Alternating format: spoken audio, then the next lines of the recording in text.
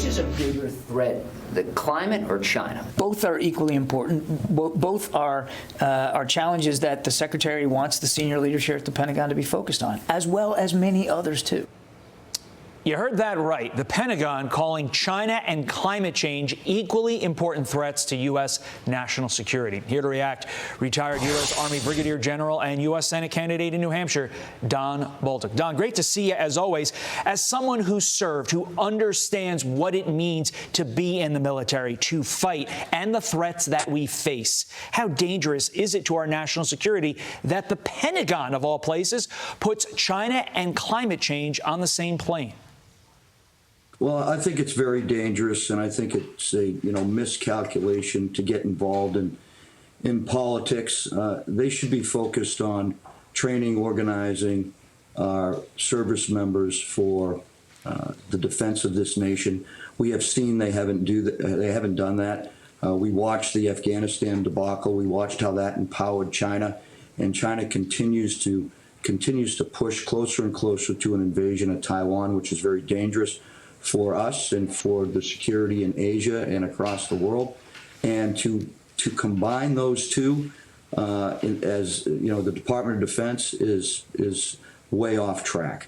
You mentioned Afghanistan's Americans, as we know, still trapped in Afghanistan, and now there is a mad dash to get them out before the brutal winter cold sets in. We talked to Alex Pleitsis yesterday. He's doing the amazing work on the ground trying to get people out. Here's what he had to say.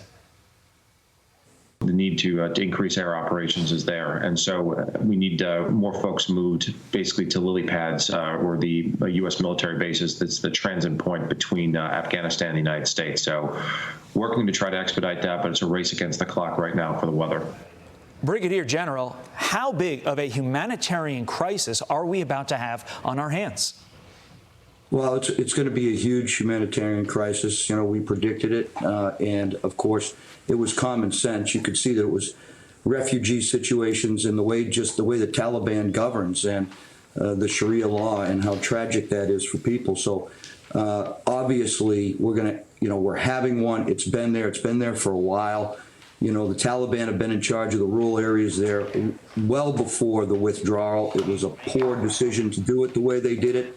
And we're going to see ourselves going back to Afghanistan. Unfortunately, do I want to do that? No, I don't. But when you don't do the right things, you're going to have to revisit the problems that you cause. Finally, sir, today is Veterans Day. Please share your Veterans Day message with us. Well, for me, every day is Veterans Day, and it should be for all Americans. But in particular, veterans are reflecting on what they're seeing our national leaders do to our military, the vaccination or the shot mandate that's negatively affecting our service members, the social emotional learning, CRT training that's interfering with our military's focus and training, and the poor decisions of our senior leaders. Everywhere I go in this state, I'm a U.S. Senate candidate for New Hampshire, and everywhere I go, it is a question from everybody. And so today we need to reflect. We need to thank our veterans in our community. We need to be grateful that we have young men and women and families that raise young men and women that will go and serve our country, answer the call, sacrifice, give the ultimate sacrifice if necessary for the protection of our families, for God, family, community, and this great country that we have the honor to live in.